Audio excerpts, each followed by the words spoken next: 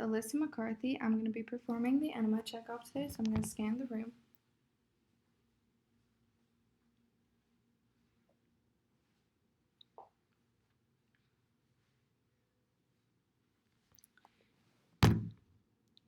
And so the first thing I would do is I would walk into the room, I would perform hand hygiene, and I would introduce myself to the patient. And so now I'm going to compare the order form to the wristband. So we have Jaguar Jones, date of birth 8/25/1963, date of birth 8/25/1963. Allergies are penicillin. Do you have any other allergies? No? Okay. So I do see we have an order for soap suds enema on arrival to floor. So I can put this order sheet to the side. And then I would perform hand hygiene and put on my goggles. I already have all my equipment gathered. And so I'm going to pick up the enema bag. I would fill it with 750 to 1,000 milliliters of warmed water. And so I do already have 750 milliliters of warmed water in here. And so now I'm going to add soap to the bag.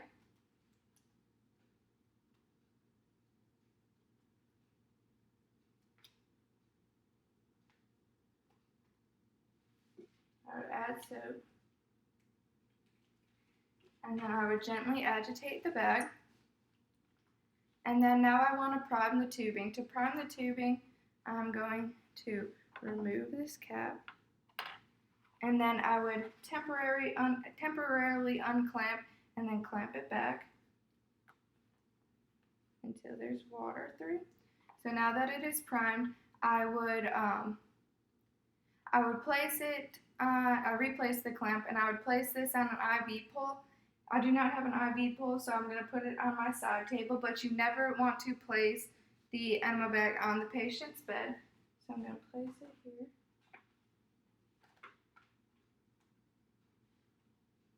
And then I'm going to put on my gloves.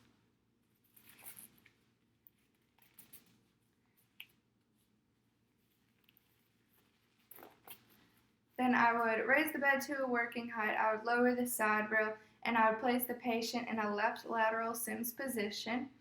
And now I'm going to take the tubing.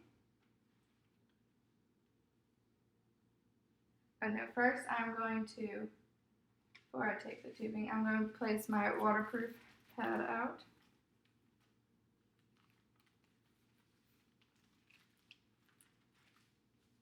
And put it next to the patient.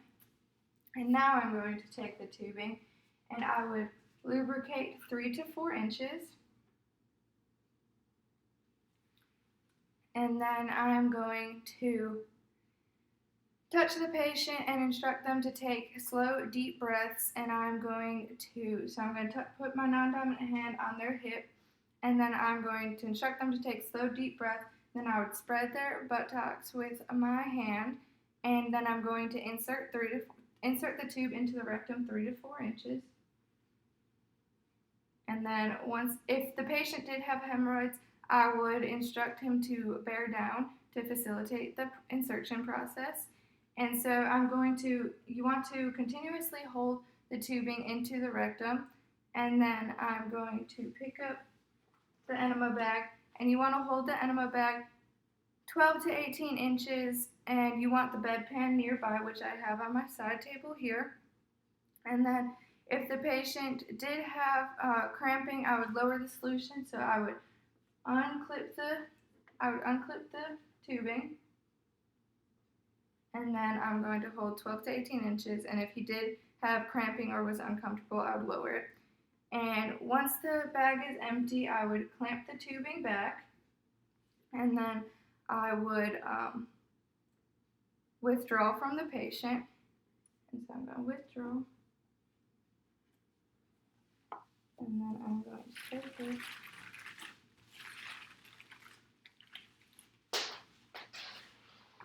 And then I would encourage the patient to hold the enema for 10 to 15 minutes. And after those 10 to 15 minutes, I would assist him onto the bedpan. So on the bedpan, his buttocks would go here and his thighs would go towards here. So I would have him on the bedpan, and I could raise the height of the bed for comfort. And so once he was done with that, I would cover the bedpan up so that they could not see it, and then put it to the side. And then I would lower the bed, raise the side rails back up. I would make sure the patient was comfortable. And then I would remove my gloves.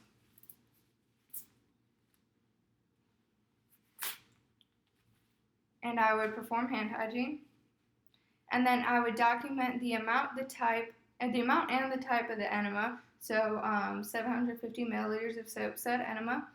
I would do the time I administered it, how the patient tolerated, the color and the amount of the return, and how the patient was left after the procedure.